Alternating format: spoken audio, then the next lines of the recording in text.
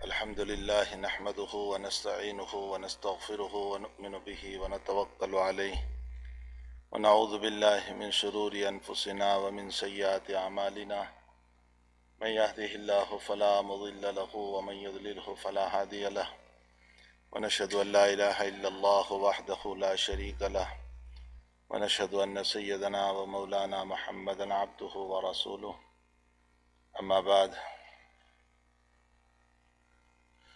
استغفروا ربكم إنه كان غفارا يرسل السماء عليكم مدرارا ويمددكم بأموال وبنين ويجعل لكم أنهارا ما لكم لا ترجون لله وقارا.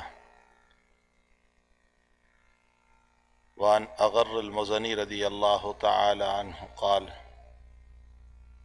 قال رسول الله صلى الله عليه وسلم إنه ليغان على قلبي وإني أستغفر الله في اليوم 100 مرة رواہ مسلم.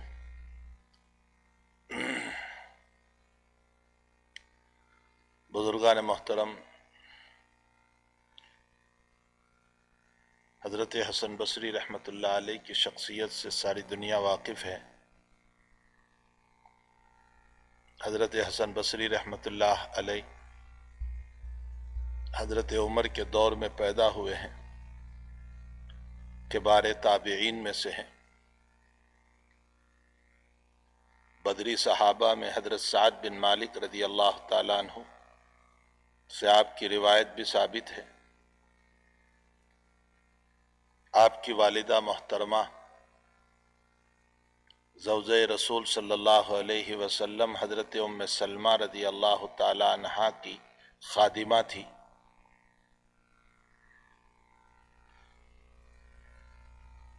اور جب حضرت حسن بصری کو گھر پہ چھوڑ کر خادمہ جاتی تھی آپ کی والدہ، اور کبھی کبھی حسن بصری روتے تھے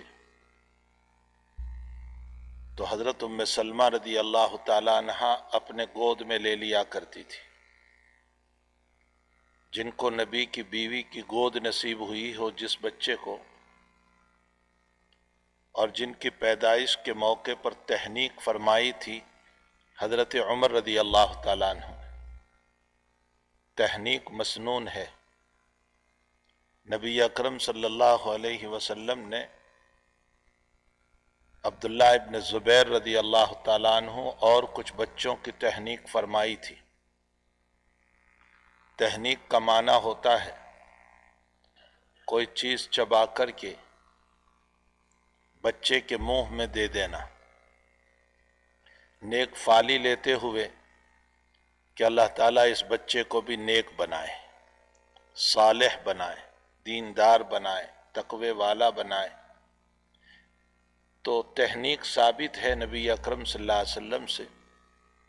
حضرت حسن بصری رحمۃ اللہ علیہ کی تحنیک حضرت عمر رضی اللہ تعالیٰ عنہ نے فرمائی. جس کی تحنیک اتنے بڑے صحابی نے کی ہو اور جن کو زوجہ رسول صلی اللہ علیہ وسلم نے اپنی گود میں اٹھایا ہو، ان کی پاکیزہ زندگی پر اور ان کی بہتر زندگی پر کوئی اشکال نہیں ہو سکتا ہے. اللہ تعالیٰ نے ان پر علم کا دریا بھی کھولا تھا. بعض لوگوں نے حضرت حسن کے سلسلے میں لکھا ہے کہ بحر لا ينزف. حسن بصری ایک ایسا سمندر ہے علم کا جو خشک نہیں ہوتا، جو سوکھتا نہیں ہے. حضرت حسن بصری رحمۃ اللہ علیہ فرماتے ہیں کہ اللہ تعالیٰ نے اس امت کو 2 چیزیں عطا فرمائی. ایک توبہ اور ایک نیت. فرمایا توبہ کا فائدہ یہ ہے کہ سارے گناہ کو ختم کر دیتا ہے، یعنی موجود کو معدوم کر دیتا ہے. یہ توبہ کے ذریعے سے ہوتا ہے، اور یہ توبہ گناہوں کو ایسے ختم کرتی ہے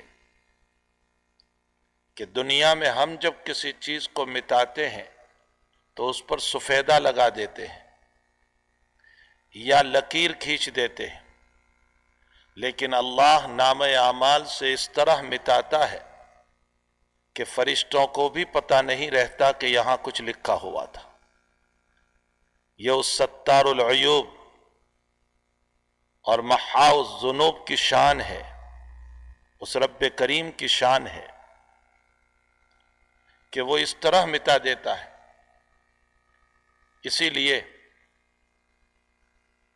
روایتوں میں ہے کہ ہمارے اعمال کو لکھنے کے لیے جن دو فرشتوں کو مقرر کیا، نیکیوں کا لکھنے والا کرامن ہے اور برائیوں کا لکھنے والا کاتبین ہے، لیکن کاتبین جو برائی کو لکھنے والا ہے اس کو حکم رب ہے کہ بندہ جب گناہ کرے تو فوراً نہ لکھا جائے، یہ دیکھا جائے کہ یہ توبہ کرتا ہے یا نہیں، مہلت دی جائے۔ شاہ ولی اللہ صاحب رحمۃ اللہ علیہ نے ایک جگہ حجت اللہ البالغہ میں لکھا ہے کہ خود کرامن جو ہے نیکیوں کا لکھنے والا، وہ گناہ کے لکھنے والے فرشتے کو روکتا ہے کہ رک جا، بھی ہو سکتا ہے یہ توبہ کر لے، ہو سکتا ہے کل توبہ کر لے، پرسوں توبہ کر لے۔ ہاں، انسان جب دوسرے گناہ کا ارتکاب کرتا ہے تب لکھا جاتا ہے۔ یہ بھی اللہ کی طرف سے عظیم نعمت ہے کہ گناہ کرتے ہی گناہ لکھا نہیں جاتا۔ تو بہرحال حضرت حسن بصری رحمۃ اللہ علیہ فرماتے ہیں کہ اللہ تعالیٰ نے اس امت کو دو صفت عطا فرمائی، ایک کا نام توبہ ہے۔ توبہ کا کام یہ ہے کہ موجود کو معدوم کر دیں، جس کا وجود ہے جن گناہوں کا، اس کو ختم کر دیں۔ اور ایک نیت ہے، انسان کی حسن نیت کی بنیاد پر اگرچہ ابھی تک عمل نہیں کیا، لیکن اچھی نیت کی بنیاد پر ایک ثواب ضرور لکھا جاتا ہے۔ ابھی تو عمل نہیں ہوا، ابھی تو کام نہیں کیا، اور اس میں بھی اللہ کی رحمت دیکھیں کہ بندہ جب گناہ کا ارادہ کرتا ہے تو 4 ارادوں تک اللہ کی طرف سے معافی ہے۔ اب اس کے لیے آپ کو کتابوں کو پڑھنا پڑے گا، دارالعلوم میں جانا پڑے گا۔ گناہ کی 5 قسمیں لکھی ہے: حاجز، خاطر، حدیث النفس اور ہم۔ ان چاروں کا خلاصہ یہ ہے کہ ہمیں گناہ کا ارادہ تو ہوا لیکن پکا نہیں، بس ہاں نہ ہوتا رہا، کروں نہ کروں ہوتا رہا۔ اللہ فرماتے ہیں کہ تیرے اس ارادے پر میں تیرا گناہ نہیں لکھوں گا، جب تک کہ تو عزم نہ کر لے، پختہ ارادہ نہ کر لے گناہ کا۔ اور اس میں بھی اللہ کی رحمت کہ پکا ارادہ کر لیا تو بھی ایک گناہ، اور گناہ کا کام کر لیا تو بھی ایک ہی گناہ لکھا جاتا ہے۔ گناہ کے کام پر ایک گناہ اور نیکی کے کام پر 10 سے لے کر 700 تک۔ واللہ یضاعف لمن یشاء، اس سے بھی زیادہ ہو سکتا ہے۔ تو نیت، اچھی نیت ایک ایسی چیز ہے کہ جب انسان اچھے کام کے سلسلے میں اچھی نیت کرتا ہے تو ابھی کام شروع نہیں کیا، اس سے پہلے اللہ اس کا ایک ثواب لکھ دیتا ہے۔ کسی غریب کو دینے کا ارادہ کیا، ابھی دیا نہیں، لیکن اس کا ایک ثواب لکھا گیا۔ کسی جگہ تعاون کا ارادہ کیا، ابھی کیا نہیں۔ 2 رکعت نفل پڑھنے کا ارادہ کیا، ابھی پڑھی نہیں، اللہ تعالیٰ ایک ثواب ضرور لکھ دیتے ہیں۔ تو نیت کا کام معدوم کو موجود کرنا اور توبہ کا کام موجود کو معدوم کرنا۔ توبہ ایک اچھی صفت ہے۔ مسلم شریف کی روایت ہے جو میں نے ابھی روایت پڑھی، حضرت اغر مزنی رضی اللہ تعالیٰ عنہ اس حدیث شریف کے راوی ہے۔ وہ فرماتے ہیں کہ انہو لیغان علی قلبی، حضور پاک صلی اللہ علیہ وسلم فرماتے ہیں میرے دل پر غبار آ جاتا ہے. حضرت فرماتے ہیں میرے دل پر غبار آ جاتا ہے، میرے دل پر دھواں آ جاتا ہے. یہ دھواں کس چیز کا تھا؟ ذات اقدس صلی اللہ علیہ وسلم کے دل پر. محدثین نے لکھا ہے کہ حضرت کو جب لوگ برا بھلا کہتے تھے تو طبیعت پر ایک اثر پڑتا تھا. اس کو غین سے تعبیر کیا. یا حضرت جب تبلیغ فرماتے تھے تو لوگ آپ کو گالیاں دیتے تھے، برا بھلا کہتے تھے، جس کی وجہ سے آپ کے دل پر ایک اثر ہوتا تھا. اس اثر کو آپ نے غبار اور دھوئیں سے تعبیر کیا. اب دل پر اثر ہونا یہ کوئی گناہ تو نہیں ہے. میں اور آپ، کوئی ہمیں بھی گالی دیتا ہے تو دل پر اثر پڑتا ہے. ہم بشر ہیں، انسان ہیں. کوئی برا بھلا کہتا ہے تو ہمارے دل پر اثر ہوتا ہے. یقیناً یہ ایک بشریت کا تقاضا ہے. حضرت نبی اکرم صلی اللہ علیہ وسلم کے دل پر بھی بہت اثر ہوتا تھا. کئی روایتیں اور قرآنی آیات ہیں جو اس پر دلالت کر رہی ہیں. ایک مرتبہ ایک مجلس میں دین پہنچانے کی غرض سے حضرت تشریف لے گئے. عبداللہ ابن ابی نے اس مجلس کا سردار تھا. نبی اکرم صلی اللہ علیہ وسلم کو فرمایا کہ محمد ہماری مجلس سے نکل جا، تیری سواری کا غبار مجھے پریشان کر رہا ہے. اور حضرت کو برا بھلا کہا، یہاں تک کہ اس مجلس میں جو صحابہ بیٹھے تھے وہ حضرت کے ڈیفینس میں کھڑے ہو گئے. ہاتھا پائی ہو جاتی. حضرت نے روکا. پھر حضرت چلے گئے سعد بن عبادہ رضی اللہ تعالیٰ عنہ کے وہاں، اور سعد سے جا کر اپنے دل کی بات کہی کہ سعد، میں وہاں بات پہنچانے گیا دین کی تو مجھے عبداللہ نے ایسا ایسا کہا. تو حضرت سعد نے فرمایا کہ یا رسول اللہ چھوڑ دو، وہ تو ایسا ہی آدمی ہے. لیکن دل پر اثر تھا. اب نبی کو کون تسلی دیتا؟ اللہ نے آیت اتاری اور نبی اکرم صلی اللہ علیہ وسلم کو تسلی دی. وَلَتَسْمَعُنَّ مِنَ الَّذِينَ أُوتُوا الْكِتَابَ مِنْ قَبْلِكُمْ وَمِنَ الَّذِينَ أَشْرَكُوا أَذًى كَثِيرًا. پیغمبر، یہ تو ابھی آج سنا آپ نے جتنا برا بھلا، یہ اہل کتاب اور مشرکین کی طرف سے ابھی آپ کو بہت سنایا جائے گا. اذن کثیرہ، بہت تکلیفیں دی جائے گی. لیکن آپ کیا کرو گے؟ وَإِن تَصْبِرُوا وَتَتَّقُوا فَإِنَّ ذَلِكَ مِنْ عَزْمِ الْأُمُورِ. اگر تم صبر کر لو گے اور تقوی اختیار کرو گے تو اس سے بہتر کوئی چیز نہیں. پھر تمہارا رب ان سے نمٹے گا، تمہارا مالک اور خالق ان سے. تو حضرت کے دل پر اثر ہوتا تھا. لیکن یہ اثر کا آنا کوئی گناہ نہیں ہے، یہ ایک تقاضا ہے بشریت کا. اس کے باوجود نبی اکرم صلی اللہ علیہ وسلم فرماتے ہیں کہ جب میرے دل پر اس طرح کا غبار آ جاتا تھا، دھواں آ جاتا تھا، تو لیغان علی قلبی فإنی استغفر اللہ، میں دن میں 100 مرتبہ اللہ سے استغفار کرتا تھا. اللہ اکبر.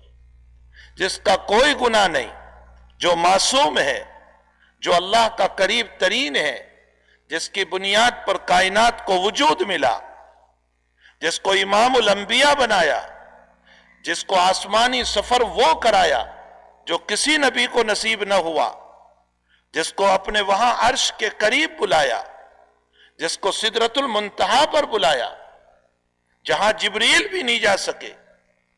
اتنا اونچا نبی، اتنا بلند و بالا مقام والا نبی، حتیٰ کہ اللہ نے اپنی محبت کو اس نبی کی اتباع میں چھپا دیا.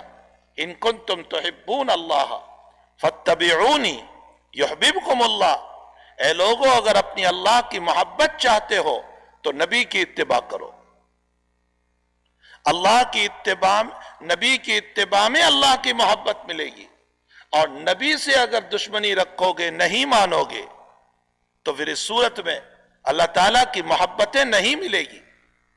حضرت عمر رضی اللہ تعالیٰ عنہ نے ایک مرتبہ فرمایا کہ بخاری شریف کتاب الایمان کی روایت ہے، یا رسول اللہ صلی اللہ علیہ وسلم،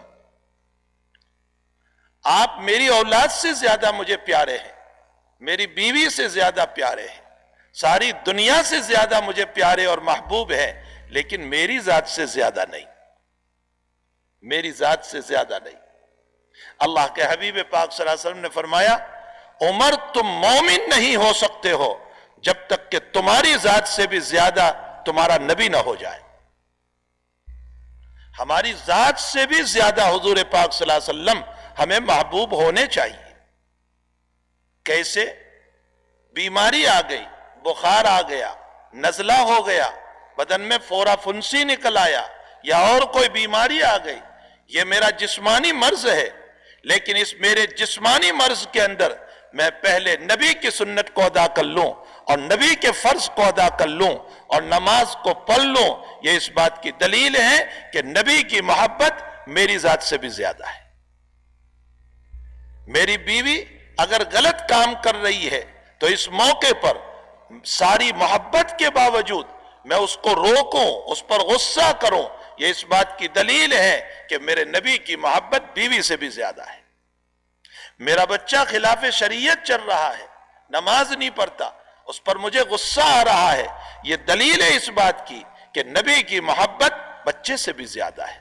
تو بہرحال اسی لیے حضور پاک صلی اللہ علیہ وسلم نے فرمایا، لا یؤمن احدکم حتی اکون احب الیہ من والدہ وولدہ والناس اجمعین۔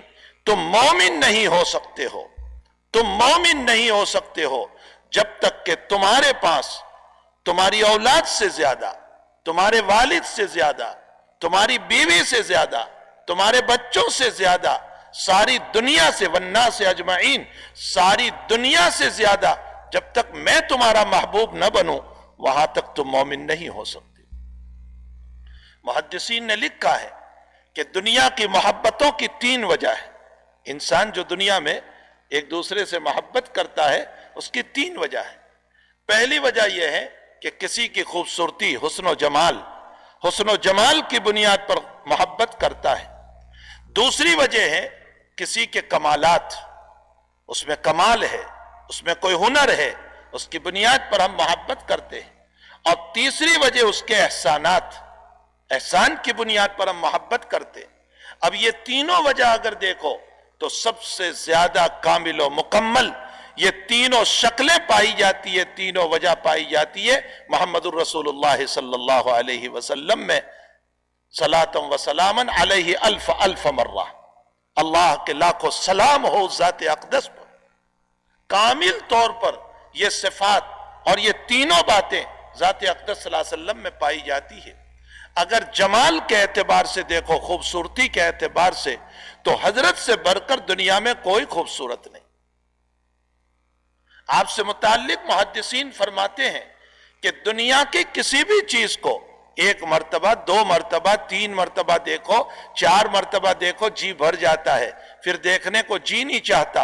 اور آپ کی ذات اقدس وہ تھی کہ صحابہ چاہتے تھے ساری زندگی دیکھتے رہے اور کبھی جی نہیں بھرتا تھا، کبھی تھکتے نہیں تھے۔ اسی لیے بزرگوں نے لکھا ہے دنیا میں 2 چیزیں وہ ہیں جس سے جی کبھی نہیں بھرتا، ایک آقا صلی اللہ علیہ وسلم اور ایک قرآن کریم۔ قرآن کی تلاوت سے کبھی جی نہیں اگتا تھا اور اللہ کے حبیب کو دیکھنے سے کبھی جی نہیں اگتا تھا۔ تو ذات اقدس صلی اللہ علیہ وسلم کا جمال، خوبصورتی، ایک صحابی فرماتے ہیں رضی اللہ تعالی عنہ کہ ایک مرتبہ چاندنی رات تھی اور اللہ کے نبی علیہ السلام تشریف فرماتے، میں کبھی چاند کو دیکھتا اور میں حضرت کو دیکھتا، آخر میں نے فیصلہ کیا کہ میرے نبی سے زیادہ خوبصورت کوئی نہیں۔ حضرت عائشہ فرماتی ہے، لواہی زلیخا لو رأینا حبیبی لأثرن قطع القلوب علی الیدین۔ فرمایا زلیخا پر الزام لگانے والیوں نے فروٹ کاٹتے کاٹتے یوسف کو دیکھنے میں انگلیاں کاٹ دی تھی، اگر وہ میرے نبی کو دیکھ لیتی تو اپنے گلے کاٹ دیتی، اپنے دل کاٹ دیتی۔ وہ حسن و جمال نبی کریم صلی اللہ علیہ وسلم کو عطا فرمایا تھا۔ اور اگر کمال کے اعتبار سے دیکھو تو نبی علیہ السلام سے بڑھ کر علمی کمال کسی میں نہیں۔ اوتیت علم الاولین والآخرین، مجھے اگلوں کا علم، مجھے پچھلوں کا علم دیا گیا۔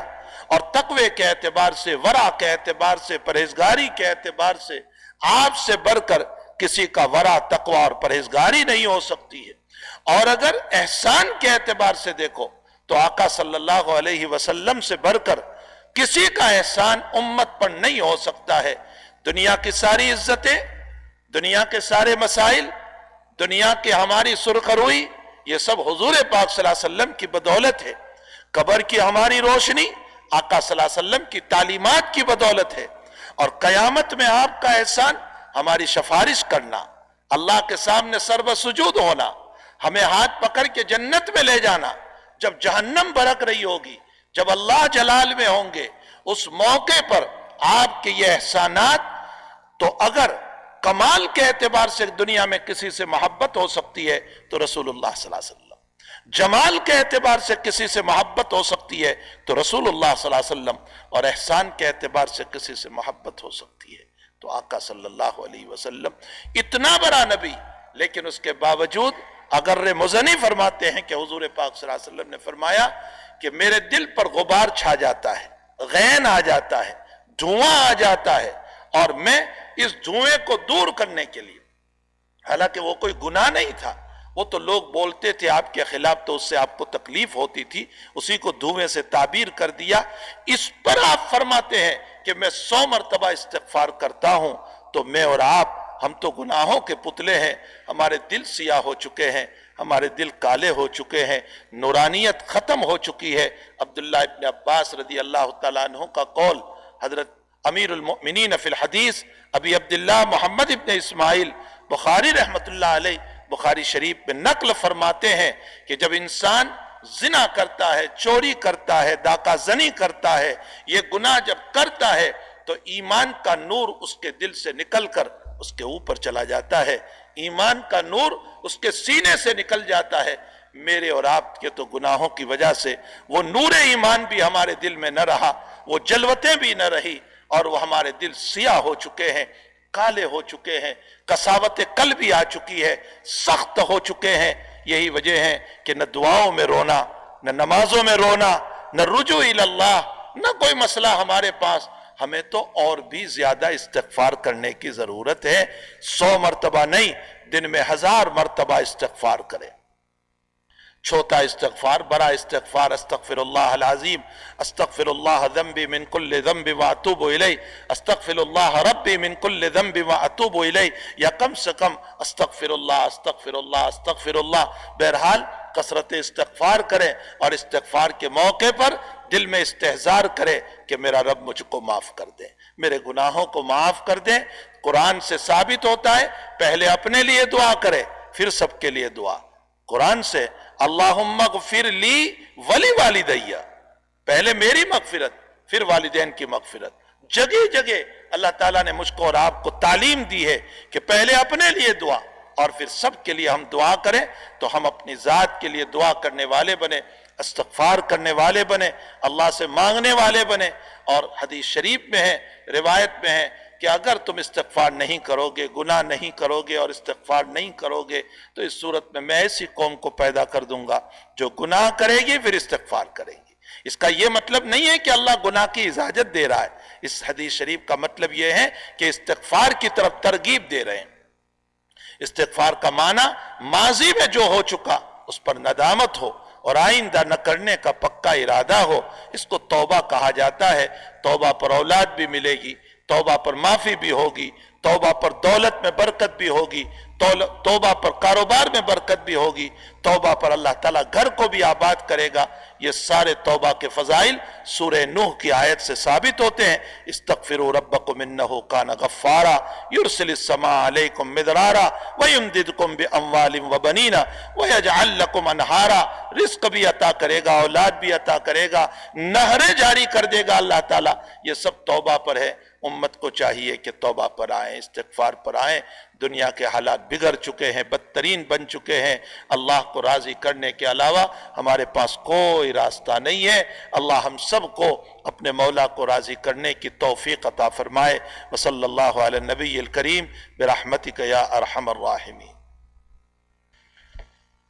الحمد لله العزيز الحميد يخلق ما يشاء ويفعل ما يريد، وأشهد أن لا إله إلا الله وحده لا شريك له، وأشهد أن سيدنا ونبينا محمدًا عبد الله ورسوله، صلى الله وسلم وبارك عليه وعلى آله وصحبه أجمعين، وعلى من تبعهم بإحسان إلى يوم الدين.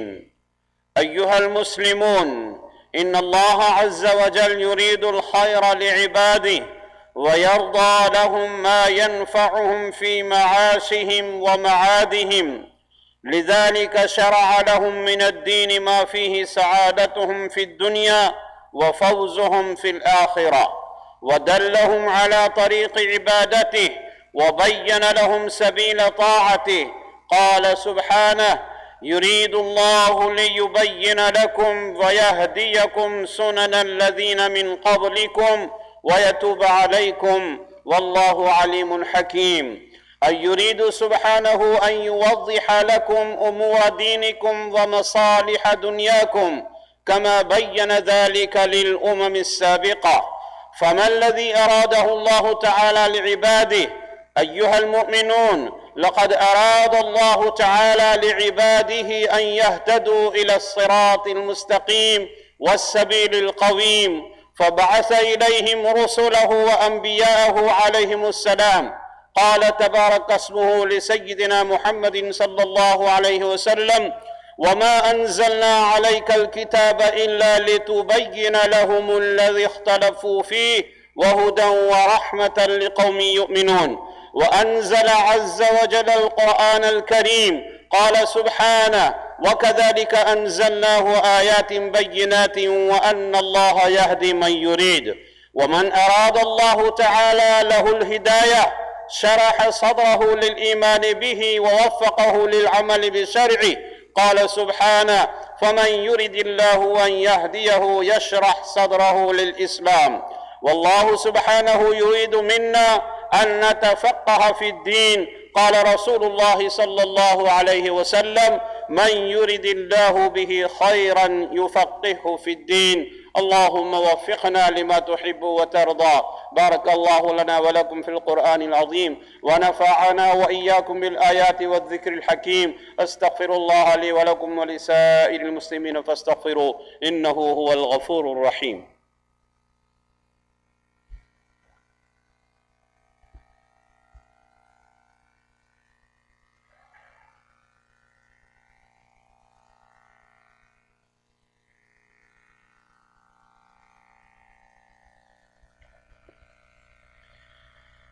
الحمد لله نحمده ونستعينه ونستغفره ونؤمن به ونتوكل عليه، ونعوذ بالله من شرور أنفسنا ومن سيئات أعمالنا. من يهده الله فلا مضل له ومن يضلله فلا هادي له، ونشهد أن لا إله إلا الله وحده لا شريك له، ونشهد أن سيدنا ونبينا ومولانا محمدًا عبده ورسوله، صلى الله تعالى عليه وعلى آله وأصحابه وبارك وسلم تسليما كثيرا كثيرا.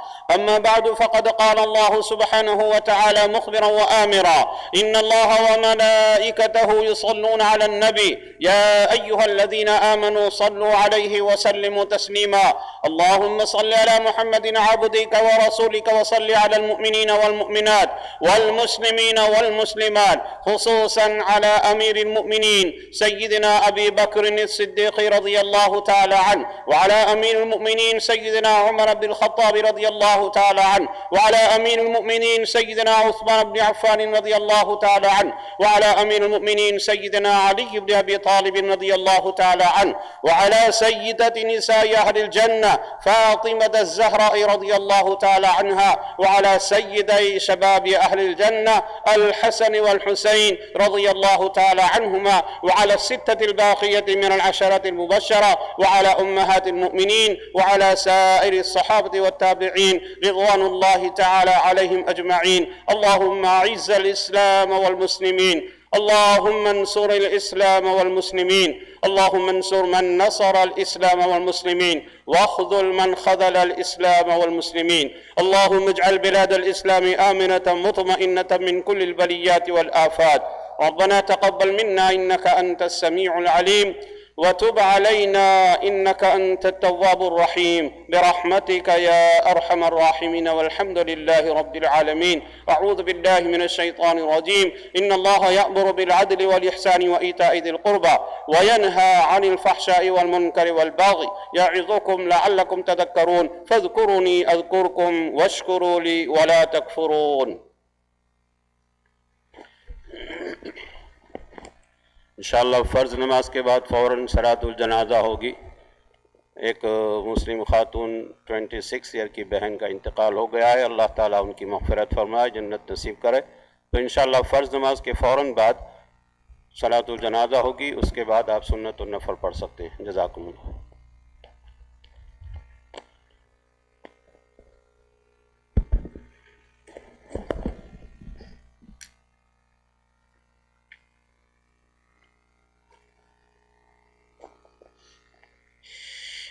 اللہ اکبر اللہ اکبر اللہ اکبر اللہ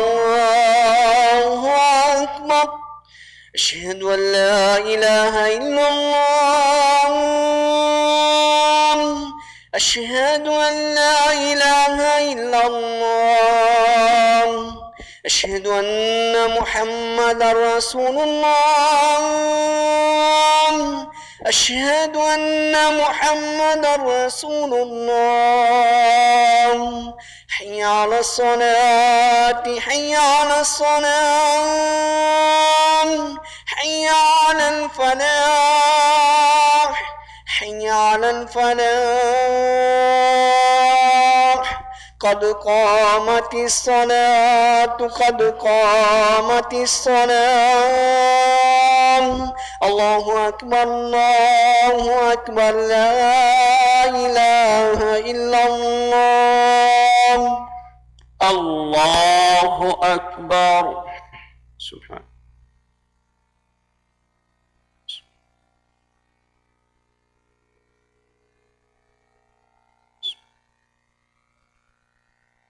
الحمد لله رب العالمين الرحمن الرحيم مالك يوم الدين إياك نعبد وإياك نستعين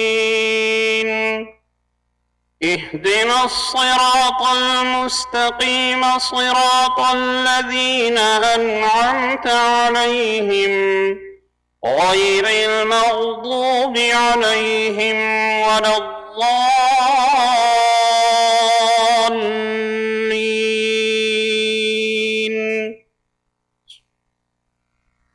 سبح اسم ربك الأعلى الذي خلق فسوى والذي قدر فهدى والذي أخرج المرعى فجعله غثاء أحوى. سنقرئك فلا تنسى إلا ما شاء الله إنه يعلم الجهر وما يخفى ونيسرك لليسرى فذكر إن نفعت الذكرى.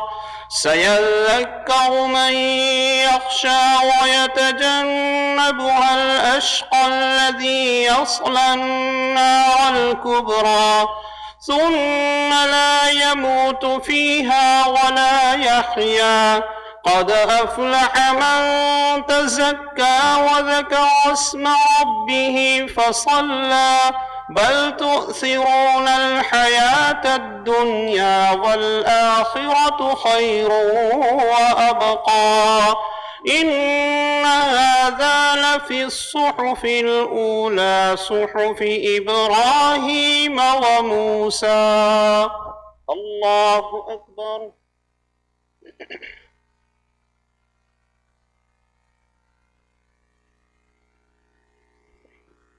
سمع الله لمن حمده. الله أكبر.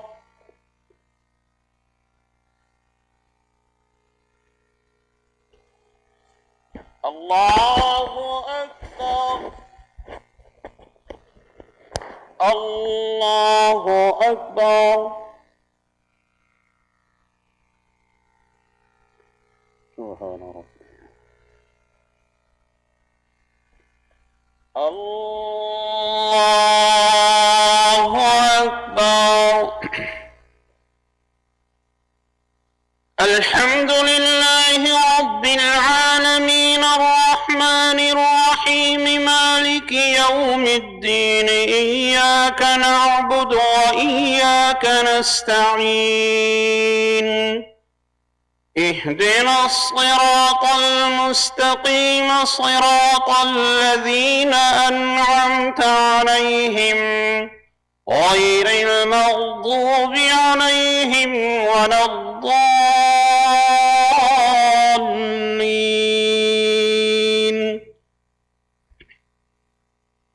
هل أتاك حديث الغاشية وجوه يومئذ خاشعة عاملة ناصبة تصلى نارا حامية تسقى من عين آنية ليس لهم طعام إلا من ضريع لا يسمن ولا يغني من جوع وجوه يومئذ ناعمة لسعيها راضية في جنة عالية لا تسمع فيها لاغية فيها عين جارية فيها سرر مرفوعة وأكواب موضوعة ونمارق مصفوفة وزرابي مبثوثة أفلا ينظرون إلى الإبل كيف خلقت وإلى السماء كيف رفعت وإلى الجبال كيف نصبت وإلى الأرض كيف سطحت فذكر إنما أنت مذكر لست عليهم بمسيطر إلا من تولى وكفر فيعذبه الله العذاب الأكبر إن إلينا إيابهم ثم إن علينا حسابهم. الله أكبر.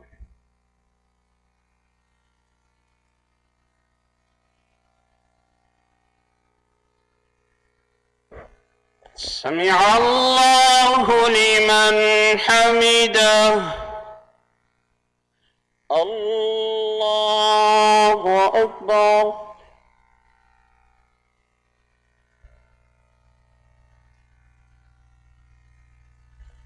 الله أكبر.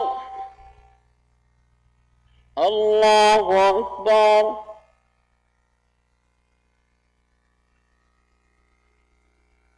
سبحان ربي.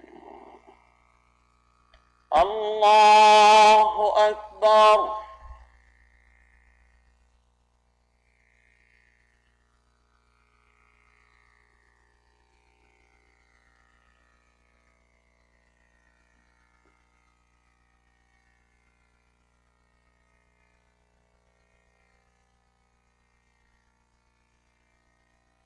الله.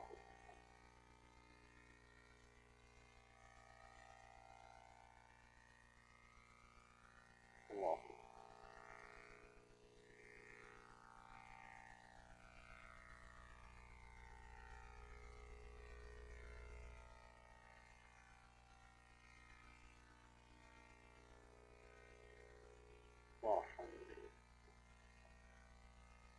السلام عليكم ورحمة الله. السلام عليكم ورحمة الله. استغفر الله. بسم الله الرحمن الرحيم. الحمد لله رب العالمين والعاقبة للمتقين والصلاة والسلام على رسوله سيدنا محمد وآله وأصحابه أجمعين. ربنا آتنا في الدنيا حسنة وفي الآخرة حسنة وقنا عذاب النار. ربنا فاغفر لنا ذنوبنا وكفر عنا سيئاتنا وتوفنا مع الأبرار. ربنا اغفر لنا ولإخواننا الذين سبقونا بالإيمان ولا تجعل في قلوبنا غلا للذين آمنوا ربنا إنك رؤوف رحيم. اللهم إنا نسألك علما نافعا ورزقا واسعا وعملا صالحا وإيمانا مستقيما وفضلا دائما وشفاء من كل داء. ربنا تقبل منا إنك أنت السميع العليم وتب علينا إنك أنت التواب الرحيم. وصلى الله تعالى على خير خلقه سيدنا محمد وآله وأصحابه أجمعين برحمتك يا أرحم الراحمين.